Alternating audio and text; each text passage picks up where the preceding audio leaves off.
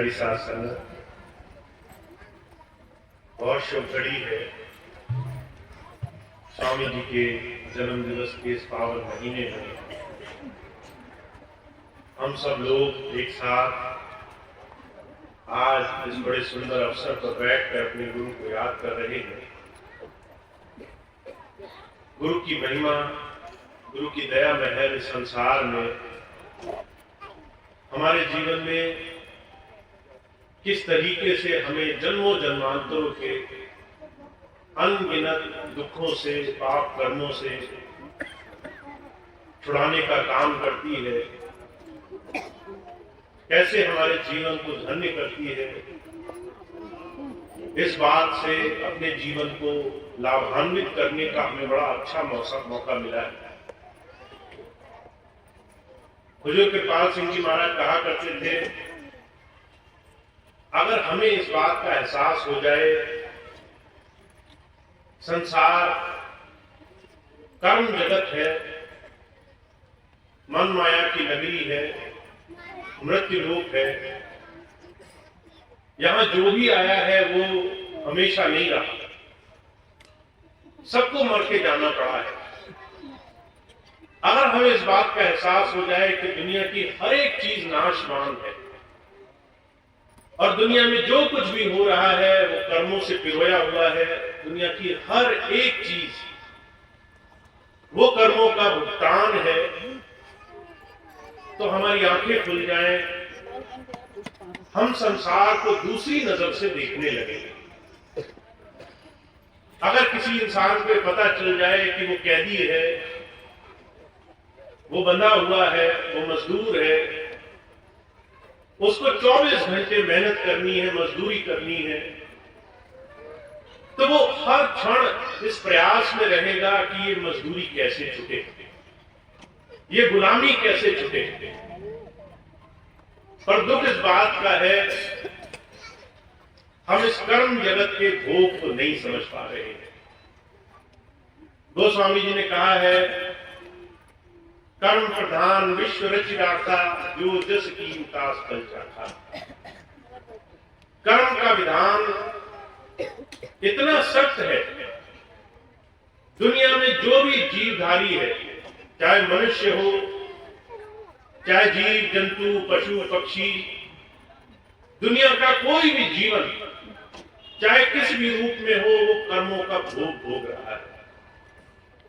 चलना फिरना कर्म है, उठना बैठना सोना जागना कर्म है, संसार की अनगिनत चीजों को जीवन में लेना देना कर्म है। यहां तक कि अगर सपना आए, सपने में सुख दिखाई दे, दुख दिखाई दे, वो भी कर्म है।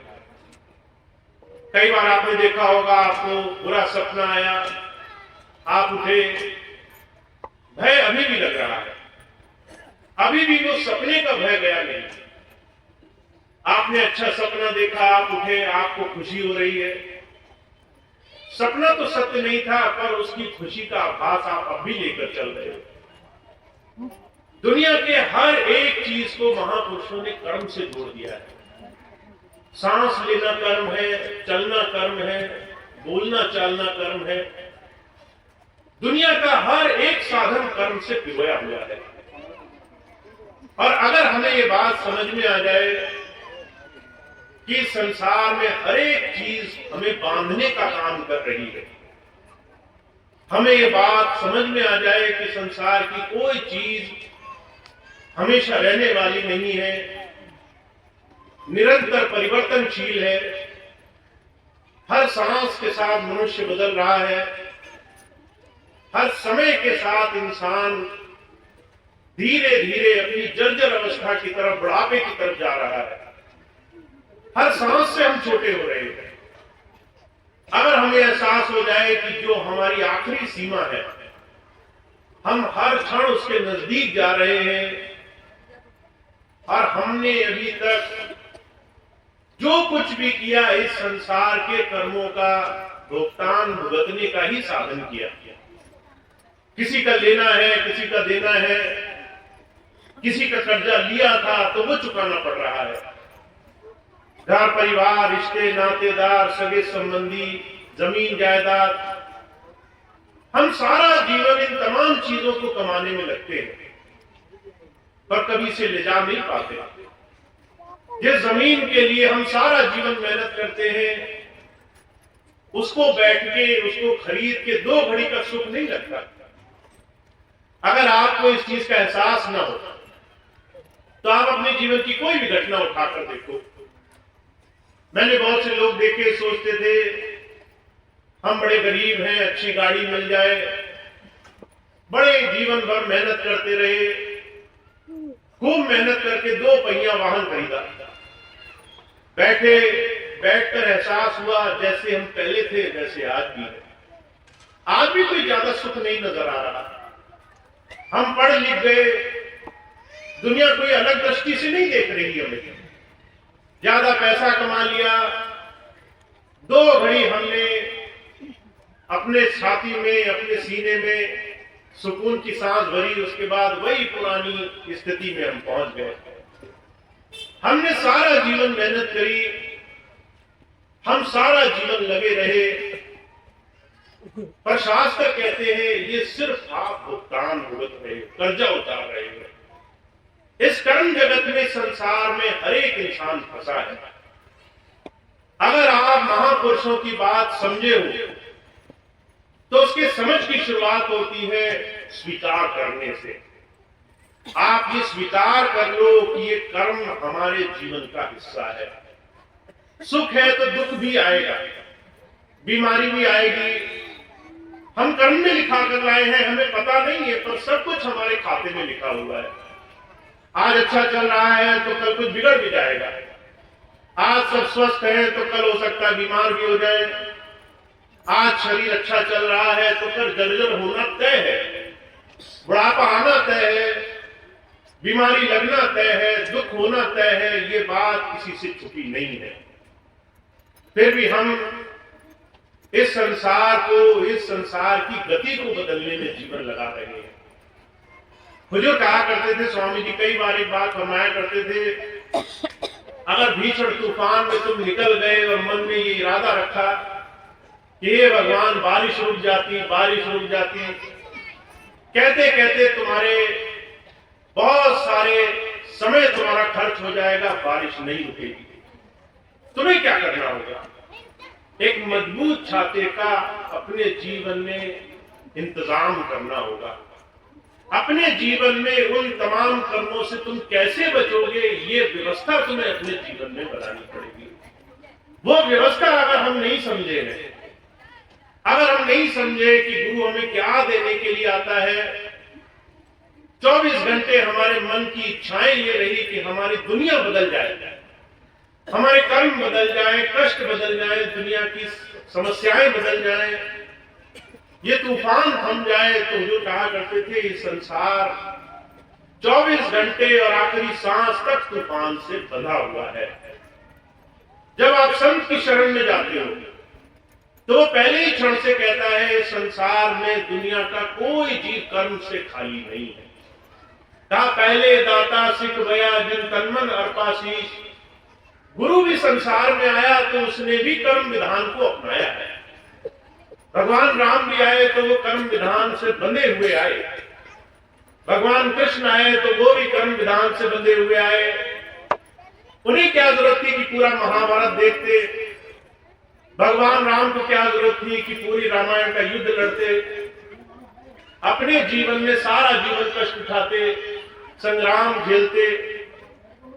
पर जब संत आते हैं वो अपने जीवन से हमारे सामने एक सही साफ तस्वीर दिखाना चाहते हैं।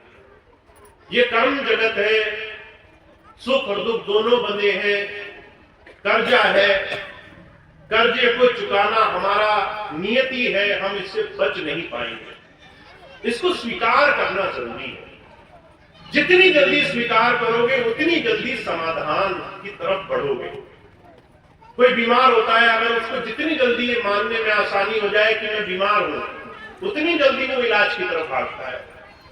अगर उसे लगे कि मैं बीमार ही नहीं हूं, दूसरे ही लोग मुझे दोष दे रहे हैं, तो वो अपनी बीमारी का कष्ट बहुत लंबा सहता है।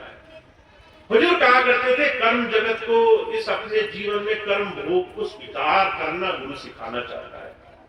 हम सबसे पहले ये मान ले इस संसार में जो भी मिला है, घर मिला, गृहस्थी मिले, रिश्ते नातेदार मिले, जमीन जायदाद के सुख दुख मिले, लेन देन मिले, कुछ अच्छे मिले कुछ बुरे मिले, ये हमारे जीवन में हमें प्राप्त हो गया।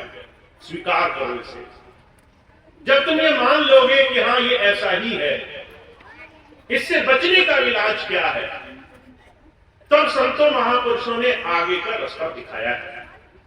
तब उन्होंने आगे की बात की है। उन्होंने कहा जब तुम ये स्वीकार कर लोगे तब जीवन में परम तत्व पैदा होगा।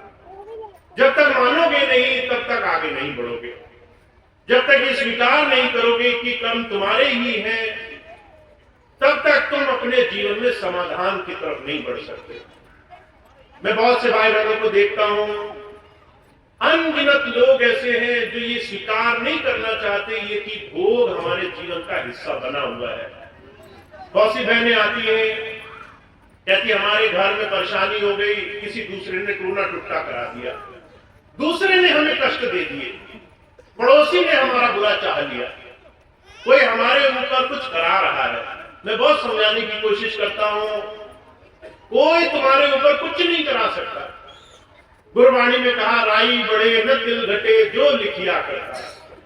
उस करतार ने जो लिख दिया उसमें राई के दाने के बराबर कोई नहीं बढ़ा पाएगा, तिल के दाने के बराबर कोई घटा नहीं पाएगा। फिर तुम क्यों मानते हो कि किसी दूसरे ने कुछ करा दिया? पर फिर भी हम इस भूल भरम में, इस अपने आप को भरमाने में लगे हैं कि संसार हमसे ज्यादा शक्तिशाली है, लोग हमसे ज्यादा ताकतवर हैं, लोग टोना टुट्टा कर सकते हैं, लोग जादू कर सकते हैं, लोग तरह तरह से हम पर प्रभाव डाल सकते हैं, लोग हमारे जीवन में अनिष्ट कर सकते हैं। हुजूर कहा करते थे एक घटना नहीं, ऐसी अनगिनत घटनाएं हैं जहां हम स्वीकार नहीं करना चाहते कि हमारा सुख और दुख दोनों ही हमारे कर्मों का भोग है। हम अपने ही कर्मों के भोग के कारण संसार में आए हैं। और जब हम ये बात मानने लग जाएं, इस संसार में जो भी कर्म का भोग है वो हमारे ही जीवन के कारण है, वहां से हमारे जीवन में अच्छाई की शुरुआत होना शुरू होती है। वहां हम गुरु ज्ञान को धारण करना शुरू करते हैं। हुजूर कहा करते थे हमारे जीवन में जिस दिन हमने ये मान लिया कि हमारे जीवन में सुख और दुख दोनों ही लगे हैं, अब इसका इलाज क्या होगा, उस दिन आप अपने जीवन में नाम की महिमा को समझोगे। गुरु नानक देव जी महाराज ने कहा है कि नानक दुखिया सब संसार सो सुखिया जिन नाम आधार। सारा संसार दुखी है। ये मत सोचो दूसरे की थाली में ज्यादा घी है, ये मत सोचो दूसरे के जीवन में ज्यादा सुख है, दूसरे को कम कष्ट मिला, दूसरे को कम परेशानी मिली।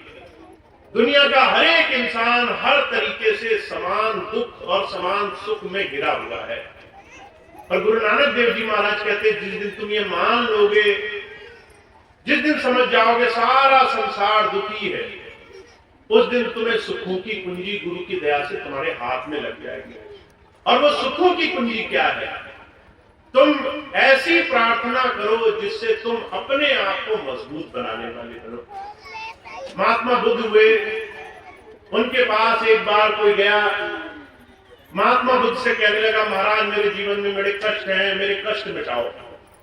हम भी चाहते हैं कई बार अलग अलग जगह हम चाहते हैं हमारे कष्ट दूर हो जाए। मैं देखता हूं सत्संगी भाई बहन अगर वो गुरु जी के पास आए, गुरु जी हमारे कष्ट दूर हो जाए, गुरु जी कहते हैं भाई हाँ समय से दूर हो जाएंगे, तुम्हें तसल्ली नहीं होती। तो कहते हैं चलो गुरु जी से नहीं फायदा हुआ, मंदिर चलेंगे।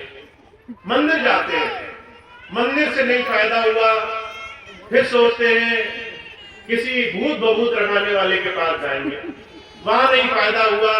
कोई कहता है तीर्थ व्रत कर लो, कोई कहता है हनुमान जी को पूज लो, बांके बिहारी को पूज लो। मैं पिछले दिनों दिल्ली गया, सत्संग था, एक बहन आई, एक छोटी सी मूर्ति भगवान कृष्ण की लेकर, लड्डू गोपाल उन्हें आजकल बोलते, लेकर आई, उन्हीं के साथ बैठी, उन्हीं के साथ खाए, उन्हीं के साथ पिए। सारा समय उन्हीं को हाथ में लेकर घूमती रही। मैंने उनसे पूछा आपने नाम ले लिया? कहने लगी नाम तो ले लिया। मैंने कहा फिर? कहने लगी जो काम गुरु जी से नहीं बन पाता है वो मैं इनसे बनवाती हूँ। हम सबके मन में धारणा है, एक नहीं दूसरे से, दूसरे नहीं तीसरे से, चौथे से, अनगिनत परमात्मा के अलग अलग स्थानों पे जा करके काम तो हम बनवा ही लेंगे।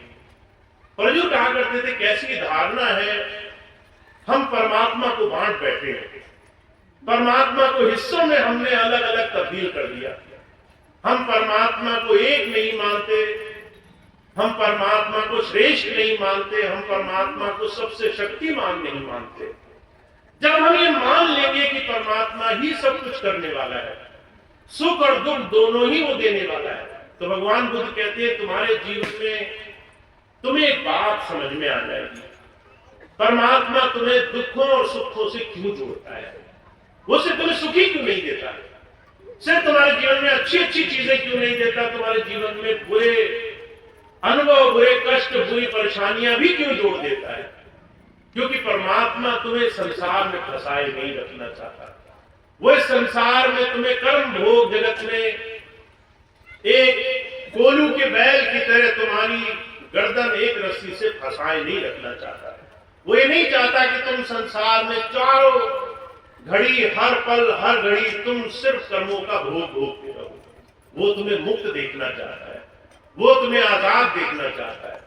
तुम्हारे अंदर से करुण पुकार कब निकलती है? कबीर साहब ने कहा है कि सारा संसार अगर सुख में उस परमात्मा को याद कर सकता तो दुनिया का हर एक इंसान उस धराधाम, उस प्रभु के देश पहुंच चुका होता जहां वो परमात्मा बैठा है। पर कोई भी इंसान सुख में उस परमात्मा को याद नहीं करता।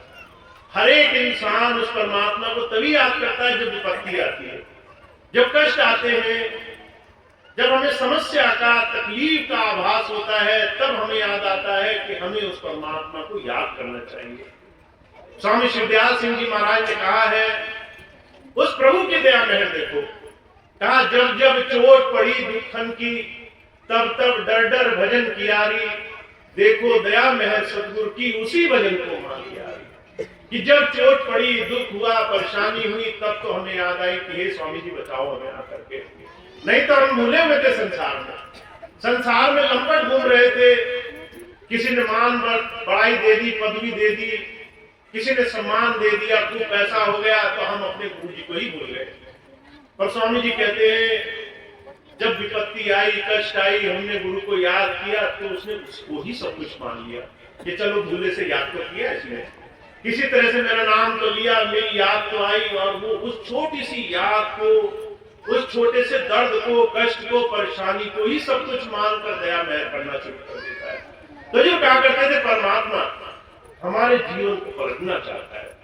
वो चाहता है हम अपने आप को संसार में सिर्फ बैलों की तरह इस संसार के बोझ को ढोते ढोते संसार के भोगों में लगे लगे जीवन न गुजार दें। हमें जीवन में विवेक आए, हम जीवन में प्रार्थना क्या करनी है ये प्रार्थना करना सीखें। तो जब महात्मा बुद्ध से पूछा गया कि हे प्रभु मुझे परमात्मा कैसे मिलेगा, वो कहने लगे तुम्हें अपनी प्रार्थना बदलनी होगी। अभी तुम प्रार्थना क्या करते हो, हे प्रभु मेरे कष्ट दूर हो जाए, तुम्हें प्रार्थना बदलनी होगी।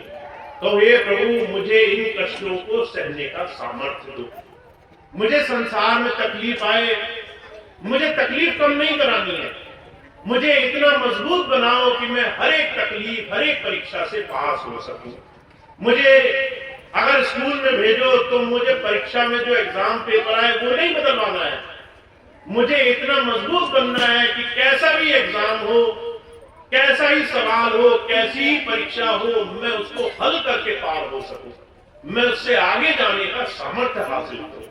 सामर्थ्यवान बनाना ये उस प्रभु का काम है। तो हमारी प्रार्थना जब तक सजग नहीं होगी, जब तक हम अपने जीवन को किसी संत की, किसी महापुरुष की शरण में जाकर स्वीकार नहीं करेंगे और ये नहीं मानेंगे कि गुरु हमें बनाना चाहता है, संत हमारे जीवन का निर्माण करना चाहते हैं, हमें अंदर से सामर्थ्यवान बनाना चाहते हैं, हमें अंदर से इतना मजबूत बनाना चाहते हैं, कोई भी विपत्ति आए उस विपत्ति से हम डरे नहीं। गुरु गोविंद सिंह जी महाराज से जब पूछा गया कि गुरु गोविंद जी आप तो जो है इतना बड़ा युद्ध छेड़कर बैठे हो, सामने इतने मुगल हैं, आपके जरा से शिष्य हैं, आप कैसे इस विपत्ति का सामना करोगे? तो उन्होंने कहा था कि 1.25 लाख से एक लड़ाऊं ता गुरु गोविंद नाम का। मैं ऐसे शिष्य बनाने आया हूं जो विपत्ति को देखकर भागे नहीं। मैं ऐसे शिष्य बनाने आया हूं जो समस्या को देख करके भाग न खड़े हो, रणभूमि देख करके पीछे ना उल्टे हो जाए। रणभूमि देखें, परेशानी देखें, समस्या देखें तो जो है खूब हिम्मत से वहां डट करके खड़े हो जाए कि कोई भागता है भाग जाए, हम अब डट के खड़े हैं। इस समस्या का सामना तो हम ही करेंगे, इस समस्या को तो हम ही हराएंगे। फिर चाहे वो समस्या घर की हो, परिवार की हो, समाज की हो, संसार की हो, शरीर की हो, अगर हमारा मनोबल ऊंचा है, अगर प्रार्थना सजग है, अगर अपने मालिक पर भरोसा है, विश्वास है, अगर आप जानते हो कि ये सारी चीजें हमें मजबूत बनाने के लिए आई हैं, हमें इस पूरी परिस्थिति का, इस पूरे समय का लाभ उठा लेना है, इसमें खूब प्रार्थना कर लेनी है, खूब ध्यान कर लेना है, खूब अपने मालिक को याद कर लेना है, तो आपके जीवन का नजरिया बदल जाता है। आपको संसार की विपत्ति नहीं दिखाई देती, आपको संसार के कष्ट नहीं दिखाई देते, आपको दुनिया की हजारों परेशानियों में भी उससे डटकर सामना करने का सामर्थ्य, शक्ति अपने गुरु की कृपा से प्राप्त होने लग जाएगी। तो हम अपने ऐसे गुरु के सानिध्य में बैठे हैं जो हमारे मनोवृत्ति, हमारे दिमाग को बदलना चाहता है, जो हमें भोग से योग की तरफ ले जाना चाहता है, जो हमें संसार के लेन देन के इस कर्म जगत से, इस कर्ज से छुटकारा दिलाना चाहता है, जो कहता है तुम संसार में जिस जगह हो उस जगह तुम अंदर से मुक्त होने वाले बनो, अंदर से इतने मजबूत हो जाओ, ध्यान इतना तुम्हारा गुरु चरणों में हो कि दुनिया की तुम्हें हर एक परेशानियों से बचने का रास्ता मिल जाए। मुझे बार बार ये बात इसलिए भी कहनी पड़ती है कि हमारे बहुत सारे भाई बहन ऐसे हैं जो अभी भी सत्संग सुनने के बाद भी हर बार यही प्रार्थना करते हैं कि हे परमात्मा, हे गुरुजी, मेरे कष्टों को दूर करो, मेरी बीमारी को दूर करो, मेरी समस्या को दूर करो। पर आप ये समझो, आपके जीवन में सारी समस्याओं का निदान गुरु जी के नाम में छुपा है, उसके विश्वास में, उसके भरोसे में छुपा है।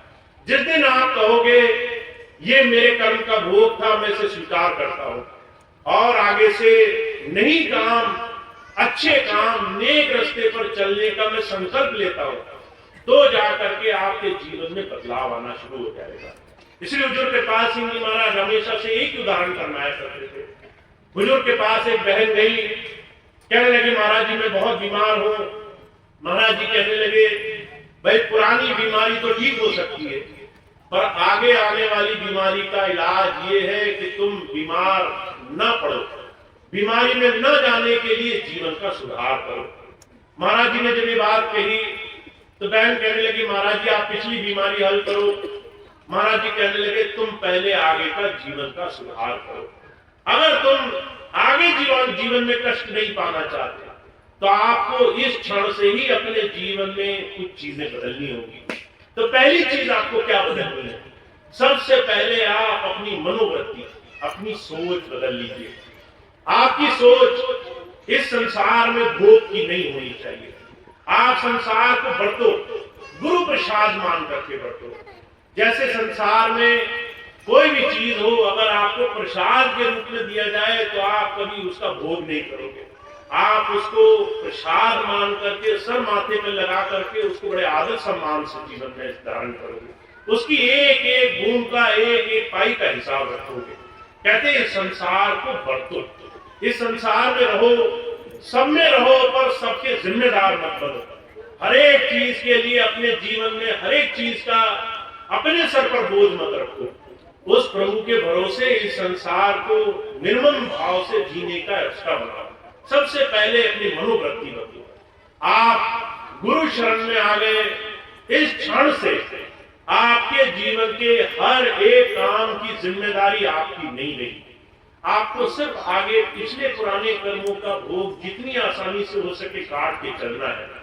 आप उसको धीरे धीरे काटते चलो, नए कर्म ना हो, नई बुराइयां ना बने, नए फसावे ना बने। इसके लिए जीवन में शुभ कर्म, जीवन में अच्छे काम को स्थान दो, बुराइयां का नाश करना शुरू करो। जीवन ऐसा जियो आगे से कि आपको खुद में इस बात का गर्व हो कि आपने जीवन में धीरे धीरे कुछ बुरे विकार कम किए, कुछ बुराइयां स्वयं दूर करी, खुद अपने जीवन में नियंत्रण किया, अपने जीवन से सुधार करना शुरू किया। कई बार मैं बहुत से लोगों को देखता हूं, वो अपने जीवन में जैसे कोई नशे करने वाला व्यक्ति होता है। अगर आपने कभी किसी नशे करने वाले व्यक्ति को देखा हो, वो अगर आपसे मिल जाए, आप उससे कहें भाई नशा अच्छा नहीं होता, तो वो आपसे खूब बड़े बड़े वादे करेगा, कहेगा आज से ही छोड़ दिया, आज के बाद हाथ नहीं लगाऊंगा, आज के बाद पीऊंगा नहीं, आज आखिरी दिन कसम भी खा लेगा। पर अगले दिन वो कहेगा मैं क्या करूं, ये नशा मुझे नहीं छोड़ता, मैं तो छोड़ना चाहता हूं, ये नशा मुझे नहीं छोड़ता। हुजूर कहा करते थे हम भी मनोवृत्ति से ऐसे ही संसार में उलझे हुए। तो जब तक हम संकल्प नहीं लेंगे कि ये संसार की बुराइयां हमें नहीं छोड़ेंगी, हमें ही इन्हें छोड़ना होगा। संकल्प लेकर के कि हम कैसे अपने जीवन में आज से आगे गलत कामों में नहीं उलझेंगे। पिछले कामों की जिम्मेदारी गुरु जी की, पर आगे हम अगर जीवन में सुधार करें, अगर आगे हम जीवन में अपने आप को अच्छा बनाएं, अपने जीवन को पाक साफ सुथरा सुच्चा रखें, तो हमारे जीवन में गुरु की कृपा क्या है, गुरु की दया क्या है, इसका हमें जीवन में लाभ मिलता है। हुजूर कहा करते थे आप किसी भी महापुरुष के जीवन को उठाकर देखो। हुजूर कृपाल सिंह जी महाराज ने अपने जीवन काल में जब इस बात का निर्देश दिया, तो उन्होंने कहा मेरे दो अलग अलग सूत्र हैं जिससे आपको जीवन में लाभ मिलेगा। पहला सूत्र क्या है, जीवन का सुधार करना।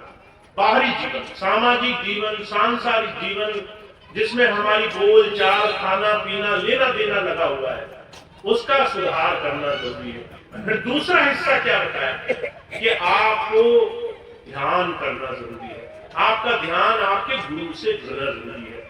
जब महाराज जी से पूछा गया तो महाराज जी ने कहा कि मैं हर एक सत्संगी भाई बहन से डायरी बनवाना चाहता हूँ। डायरी में उन्होंने दो हिस्से बनाए। पहला हिस्सा बनाया उन्होंने जिसमें उन्होंने कहा अहिंसा के रास्ते पर चलना, जीवन में सत्य को धारण करना, कभी भी झूठ को अपने जीवन में स्थान मत देना, कभी भी अपने जीवन में बुराई को, विष भोग को स्थान मत देना, कभी भी अपने जीवन में मान बुराई को स्थान मत देना। ये सारी चीजें उन्होंने अपने बाहरी सामाजिक जीवन में सुधार के लिए कही। हमारा बाहरी जीवन ये सुधारना हमारी जिम्मेदारी है। हम कैसे अपने जीवन में अच्छे बने, हम कैसे अपने जीवन को बाहरी तौर पर अच्छे बनाएंगे। मैं कई बार बहुत से भाई बहनों को देखता हूँ। एक बार एक छोटा सा बच्चा मेरे पास आया, आकर के अपने माता पिता की बात कहने लगा भैया जी मैंने देखा घर में कोई छोटी सी बात हो गई, छोटी सी बात बढ़ते बढ़ते इतनी बड़ी हो गई कि जरा सी देर में घर में बड़े बड़े लोग झगड़ने लगे, एक दूसरे को थोड़ी देर बाद बड़े अपशब्द बोलने लगे, थोड़ी देर बाद एक दूसरे को ऐसी भाषा, ऐसे गुस्से, क्रोध, ईर्ष्या, जलन से देखने लगे जैसे सबसे बड़े दुश्मन हो। मैं सोचता रह गया गुरु जी के पास कि इतने वर्षों से जाते थे, इनका क्या हुआ। और वो कहने लगा मैं अगर ऐसा ही बनने वाला हूं तो मैं सोचता हूं गुरु जी के पास जाने का फायदा होगा कि नहीं होगा। जब मैंने उसकी बात सुनी तो मुझे बड़ा आश्चर्य हुआ। छोटा सा बच्चा वो ये सोचता है कि अगर मेरे घर वालों में, मेरे परिवार में, मेरे प्रियजनों में 20-20 साल के सत्संग के बाद भी मनोवृत्ति नहीं बदली है, जीवन नहीं बदला है, लड़ाई झगड़ा मार पीट गाली गलौज नहीं बदला है, तो मैं गुरु जी के पास जाऊं भी कि नहीं जाऊं, वहां जाके मुझे मिल भी क्या जाएगा जब यही नहीं बदल जा रहा। तो मुझे ये बात सुनकर आश्चर्य भी हुआ, दुख भी हुआ कि हम कहीं ऐसा तो नहीं कि अपने आने वाली पीढ़ियों में एक गलत संदेश सिर्फ इस कारण से दे रहे हैं क्योंकि हमने अपने आप के लिए थोड़ा आलस बना रखा है, हम अपने जीवन को बदलना नहीं चाहते। तो ये बहुत जरूरी, बहुत हमारे जीवन का मजबूत अंग है। आप अपने लिए नहीं तो अपने आने वाली तमाम उन छोटे छोटे बच्चों के लिए जीवन में बदलना शुरू करें जिन्हें आप अपने से भी ज्यादा सफल देखना चाहते हैं, जिन्हें आप अपने से भी ज्यादा गुरु चरणों में देखना चाहते हैं, जिन्हें आप अपने से ज्यादा संसार की बुराइयों से मुक्त और जीवन में बहुत आगे बढ़ता हुआ देखना चाहते हैं। तो ये तभी संभव होगा जब आपका जीवन, आपका आचरण, आपका स्वभाव, आपकी बोली चाली, आपकी मनोवृत्ति बदलने लग जाएगी। जब आप अपने जीवन में गुरु को स्वीकार करोगे, जब आप उसकी बात को जीवन में स्थान देकर इस जीवन को नए नजरिए से देखना शुरू करोगे, तो हमारे जीवन में गुरु की संगत, महापुरुषों का सानिध्य सिर्फ इसलिए नहीं मिलता कि हमें सिर्फ अपने काम बनवा लेते हैं, हमें इसलिए भी मिलता है कि हमारी आगे से आने वाली अनेकों पीढ़ियां तर जाए, हमारे आगे आने वाला पूरा जन समुदाय, हमारे आगे आने वाले तरह तरह के लोग जो हमारे परिवार का हिस्सा बनने वाले हैं, वो हमसे कुछ सीख सके, वो हमसे जीवन में एक ऐसी नई प्रथा सीख सके जिससे उनके जीवन में प्रेम हो, जीवन में सच्चाई हो, जीवन में नेकी हो, भलाई हो, उस प्रभु की याद हो। और जो कहा करते थे ये बात आचरण से सिखाई जा सकती है। तो आप बहुत भाग्यशाली हैं, आपके जीवन में एक बहुत बड़ा दायित्व है, आपके जीवन में आपके लिए बहुत बड़ी जिम्मेदारी है। कुछ जिम्मेदारी अपने लिए कि अपने जीवन के दुख दूर हो जाए, पर कुछ वो जिम्मेदारी आप अपने आने वाली पीढ़ियों में भी शामिल कर देंगे। वो कैसे अपने उस मालिक को याद करेंगे, वो किस पर भरोसा रखेंगे, वो किसके भरोसे जिंदगी गुजारेंगे। कई बार मैं देखता हूँ बहुत से भाई बहन आकर के दुख जताते हैं, हमारे आगे आने वाले बच्चे वो सत्संग में नहीं जाना चाहते, वो शराबी बन गए, मांस खाने लग गए। कल एक बहन आई मेरे पास, कहने लगी भैया जी मुझे बड़ा दुख होता है, मैंने बचपन में अपने बच्चे को नाम नहीं दिलाया। बचपन में बच्चा कहता था मैं सत्संग नहीं जाऊंगा, मैं जो है घर में खेलूंगा। मैंने उसकी बात मान ली, उसको सत्संग में नहीं ले गई, नाम नहीं दिलाया बचपन में कि चलो बड़े होकर नाम ले लेगा। अब वो बड़ा हो गया, कहता मैं नाम नहीं लूंगा। जब तुम्हारे जीवन में कुछ परिवर्तन नहीं आया तो मैं नाम लेकर के क्या करूं। अब वो कहती है मैं दुखी हूं। वो बच्चा शराबी बन गया, जुआरी बन गया, गलत संगत में फंस गया। अब मैं सोचती हूँ पहले ये बात कर ली होती तो मेरे जीवन में लाभ होता।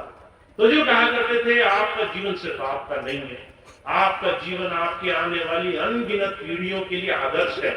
आप हमेशा आदर्श आगे अपने जीवन में प्रेषित करोगे, चाहे आप चाहो या नहीं चाहो, चाहे अच्छी बात या बुरी बात, दोनों चीजों में से कोई एक बात आगे जाएगी जरूर, आप उसको रोक नहीं पाओगे। बुरी बात आगे ना जाए इसकी जिम्मेदारी हमारी है। हम अपने जीवन में आगे गलत चीज ना भेज दें, लोगों को उस परमात्मा से दूर न कर दें, हम संसार के विष भोग में न भेज दें, हम लोगों को नशे, तरह तरह की विकृति, विकार, बुराइयों की तरफ न ढकेल दें। ये जिम्मेदारी हमारी है।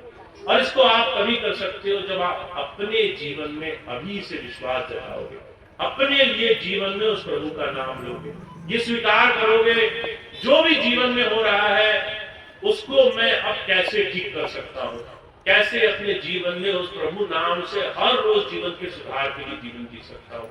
तो हमारे स्वामी जी महाराज का जीवन, एक संत का जीवन हमें उदाहरण देता है, एक महापुरुष का जीवन हमें चेतना देता है, हमें जागृति देता है, उम्मीद देता है कैसे जीवन को सुधारा जा सकता है, कैसे इस जीवन में जहाँ चारों तरफ काल माया सवार है, जहाँ इतनी हाहाकार मची है, आप सड़क पर चलोगे कोई आपको प्यार से, कोई आपको सहानुभूति की दृष्टि से नहीं देखेगा। जहाँ इतना ईर्ष्या, द्वेष, इतनी जलन लोगों के अंदर भर गई है, वहां इस हाहाकार भरे जीवन में हम कैसे फिर से अच्छाई ला पाएंगे, इस बात का एक संत का जीवन जीता जागता उदाहरण होता है। तो हमारे जीवन में एक बहुत बड़ा आदर्श है स्वामी जी का जीवन, उनके जीवन से कुछ सीखना है। मैं तो एक चीज मानता हूँ, स्वामी जी अगर हमारे बीच में 40 वर्ष रहे, उन्होंने सन 1974 से लेकर 2013 तक अगर उन्होंने इतना समय हमें अपने जीवन काल में दिया तो हमें बहुत कुछ मिल जाना चाहिए, हमें हमारे जीवन में बहुत कुछ प्राप्त हो जाना चाहिए।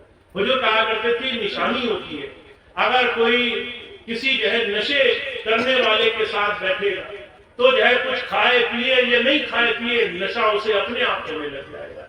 अगर कोई किसी विकृति, विकार, बुराई के पास बैठे हुए इंसान के पास बैठेगा, बुराई आएगी। अगर किसी साधु के पास बैठेगा तो साधुता आएगी। तो अगर हमने अपने गुरु जी के सानिध्य में इतना जीवन गुजारा है, 30 साल 40 साल अपने गुरु के साथ गुजारा है, तो उनके जीवन को अपने अंदर ले लो, उनके जीवन को अपने अंदर धारण कर लो, अपने जीवन में गुरु की योग्यताएं गुण धारण कर लो, गुरु को अपने जीवन में स्थान दे लो, उनको अपने जीवन में ऐसे ले आओ कि आपकी वाणी से गुरु बोले, आपकी नजर से गुरु बोले, आपके आचरण से, स्वभाव से आपका गुरु आपके जीवन का रूप बन जाए, आपको इतना भरोसा हो और संसार में किसी भी विपत्ति का डर ना हो, किसी भी संसार के कर्म से आपको पीड़ा ना होती है। तो ऐसा बनना है, और ऐसा बनने के लिए हमें गुरु को आदर्श मानना है। महाराज जी कहा करते थे, एक एकलव्य था महाभारत काल में, उसने गुरु द्रोण को अपना गुरु बना लिया। गुरु द्रोण की एक खास बात थी, वो कहते थे हम सिर्फ राजाओं के लड़के को पढ़ाएंगे, हम भेड़िए के लड़के को नहीं पढ़ाएंगे। तो जो है उसने सिर्फ गुरु की मूर्त सामने रखी, मन में बसा लिया कि द्रोण ही मेरे गुरु हैं, और उसने गुरु पे इतनी आस्था जमाई कि बिना शरीर रूप में गुरु के ही उसने गुरु की सारी योग्यताएं अपने जीवन में धारण कर ली। एक समय ऐसा आया जो अर्जुन द्रोण का सबसे अच्छा, सबसे योग्य शिष्य कहलाता था, वो भी उस छोटे से साधारण से बच्चे के सामने, वो भी जो है एक छोटे से भेड़िए के बच्चे के सामने अपने आप को असहाय महसूस कर गया। तो जो कहा करते थे, अगर गुरु को आदर्श मान लोगे तो गुरु जी अगर आज तुम्हारे शरीर रूप में तुम्हारे साथ नहीं है तो भी उनसे सब कुछ मिलेगा, और अगर आदर्श नहीं माना होगा तो तुमने 30 साल दर्शन किए होंगे तो भी तुम्हारा नशा नहीं छूटेगा, तो भी तुम्हारी बुराई नहीं छूटेगी, तो भी तुम्हारी गाली गलौच नहीं छूटेगी, तो भी तुम्हारे जीवन में बुराइयां तुम्हारे जीवन से नहीं निकलेगी। हमारे जीवन में गुरु आचरण में होना चाहिए। और मैं इस चीज को सिर्फ एक चीज से पढ़ लेता हूँ, कैसा कोई किसी से व्यवहार करता है, सत्संगी से कैसा व्यवहार करता है, इससे मुझे समझ में आ जाता है कितना आपने गुरु जी को दिल में बसा रखा है। पिछले दिनों मुझे एक भाई मिले, वो कहने लगे, भैया जी आप बड़े दिनों बाद आए, सेवा का आपने प्रोग्राम शुरू किया, पर जो है मैं किसी के साथ सेवा नहीं कर सकता हूँ, किसी के साथ बैठ करके सेवा करने का मेरा तरीका नहीं है। मैंने कहा ऐसी कौन सी समस्या है? कहने लगे लोग बड़ी बुरी बुरी बातें बोलते हैं, वो बातें दिल में लग जाती है, निकलती नहीं है मन से।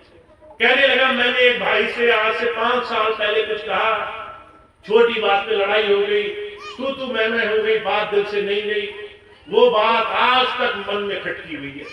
मैंने कहा एक किसी इंसान की एक बात तुम्हारे दिल में खटकी रह गई, पर अपने गुरु की 30 साल कही हुई बात तुम्हारे दिल में जगह नहीं कर पाई। ये वो चीज है जिसे हमें अपने जीवन में समझनी जरूरी है। तो हम एक बात को समझ लें, हम किसको अपने दिल में स्थान देंगे, ये बात हमारे जीवन में हमारे आचरण से दिखेगी। अगर गुरु से प्यार करते होगे तो लोगों को जल्दी माफ करोगे, लोगों को जल्दी क्षमा करोगे, लोगों से जल्दी उबरोगे, लोगों के जल्दी आचरण से, स्वभाव से उबर करके उनको जल्दी भूल जाओगे। और अगर ये नहीं किया तो लोगों का ही स्मरण करोगे, बुरे बुरे लोगों की ही याद बसाओगे, उन्हीं का रूप बनोगे। अगर 24 घंटे संसार की बुराइयों का स्मरण करते रहे तो गुरु जी की याद मन में बस नहीं पाएगी। तो सिर्फ एक बात समझिए, गुरु हमारे मन में परिवर्तन करने के लिए आता है, हमें संसार के कर्म भोग से छुड़ाने के लिए आता है। तो हमारे जीवन में होगा कैसे?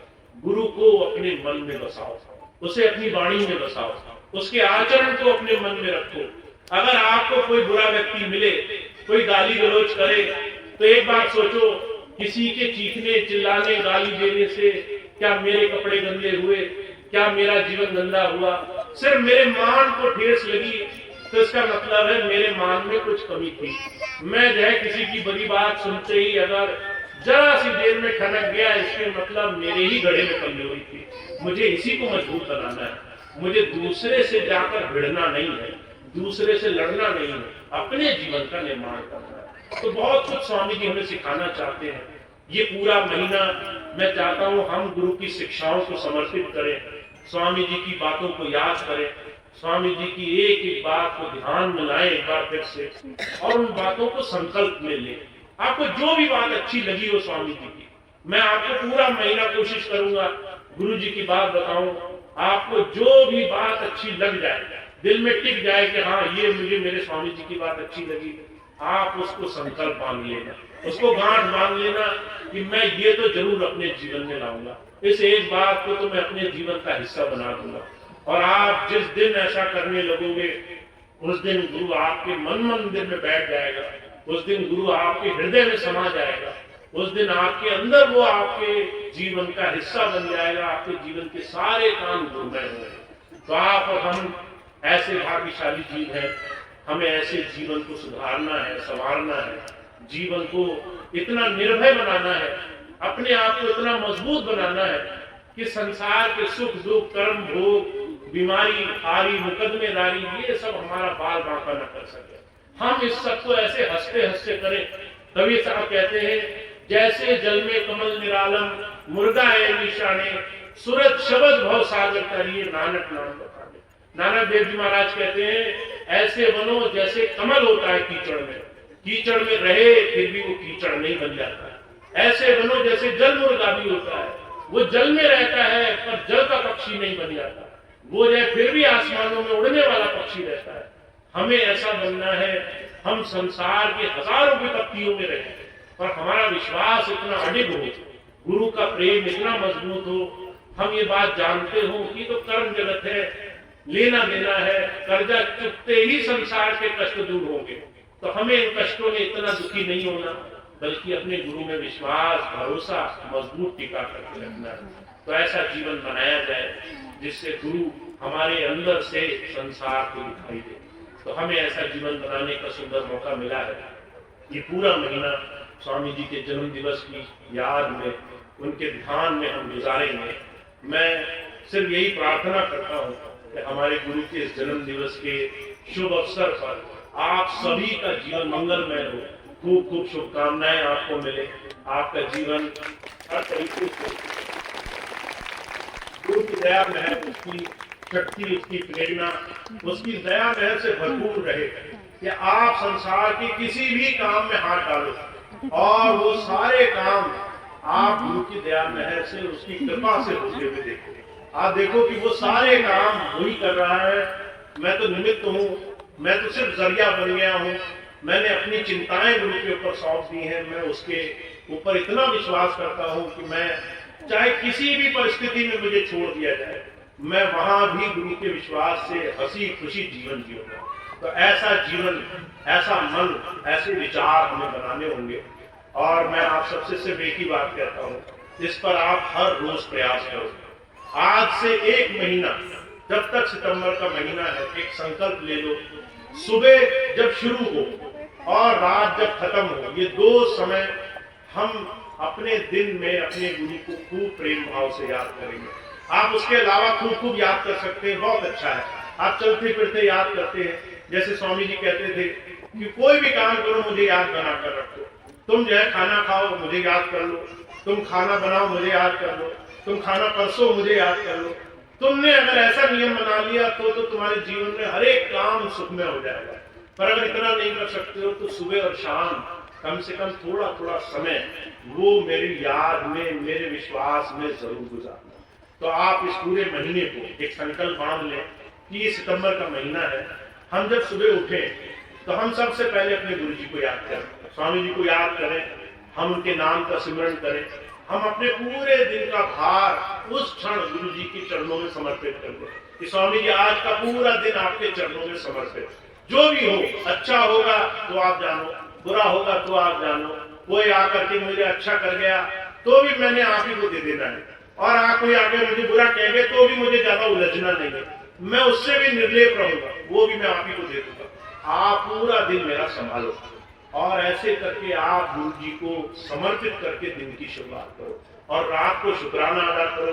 जब सोने जाओ तो धन्यवाद करो, हे गुरु तेरी कृपा से पूरा दिन बड़ा अच्छा गुजरा, सब काम हुए, अच्छे हुए, सब हुए, पर जो है सब तेरी दया से अच्छे हुए। ऐसा एक महीना हम गुजारेंगे ताकि गुरु की याद हमारे जीवन में बने, उनका नाम हमारे जीवन में बने और हमारे सारे काम उनकी दया महर से हो। तो इतनी बात कह के मैं अपनी बात समाप्त करता हूँ। आप सभी भाई बहनों का बहुत बहुत धन्यवाद।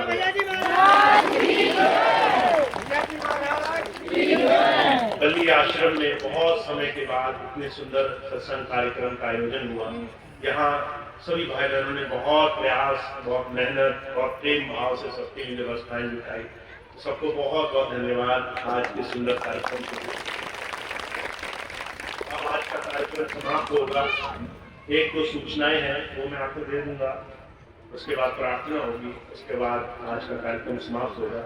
सबसे खास, सबसे जरूरी सूचना ये है, सितंबर के महीने में स्वामी जी महाराज का जन्म दिवस 18 सितंबर को पड़ता है। 18 सितंबर को स्वामी जी का जन्म हुआ था। इस उपलक्ष्य में 17-18 सितंबर का एक भव्य कार्यक्रम भोजीपुरा आश्रम में स्वामी जी महाराज के जन्म दिवस भंडारे के रूप में मनाया जाएगा।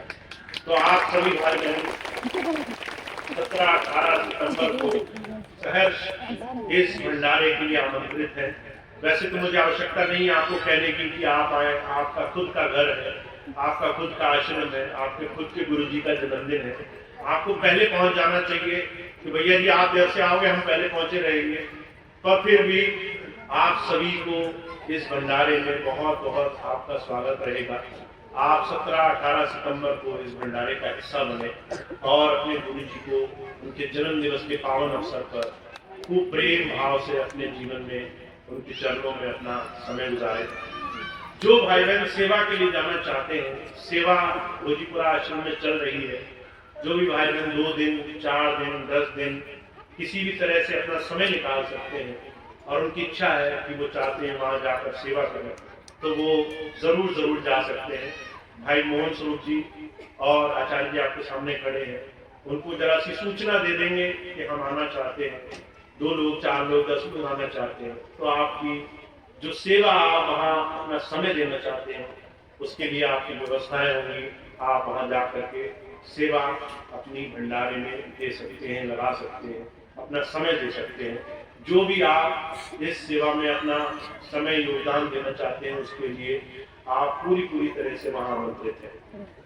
दूसरी खास बात यह है, आप सभी को पता है कि हम सभी भाई बहन जितने भी गुरु परंपरा से जुड़े हैं उनके जीवन में बहुत सारी चीजें जरूरी हैं, खास हैं, पर हमारे लिए ये भी बहुत जरूरी है कि हम अपने आप को स्वस्थ रखें।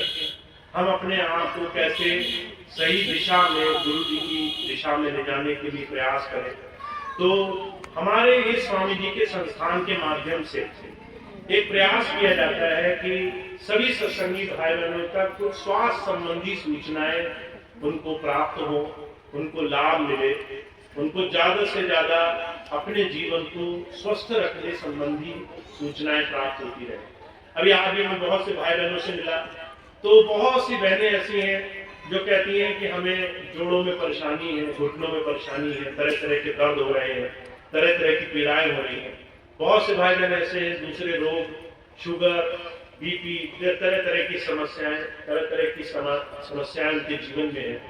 इसके लिए वैसे तो आप एक बड़ा आसान तरीका इस्तेमाल करते हैं, बीमार हो गए डॉक्टर के पास चले गए, डॉक्टर ने आपको दवाई लिख दी, आपने खूब दवाई खाई, कभी फायदा हुआ कभी नहीं हुआ। पर हमारे भारतीय संस्कृति में एक छोटी सी बात कही जाती है कि आप बीमार से पड़ने से पहले अपने शरीर को स्वस्थ रखें। तो ये हमारे सत्संग का एक हिस्सा है कि हम एक दूसरे को स्वस्थ रखने संबंधी बातें जरूर बताएं।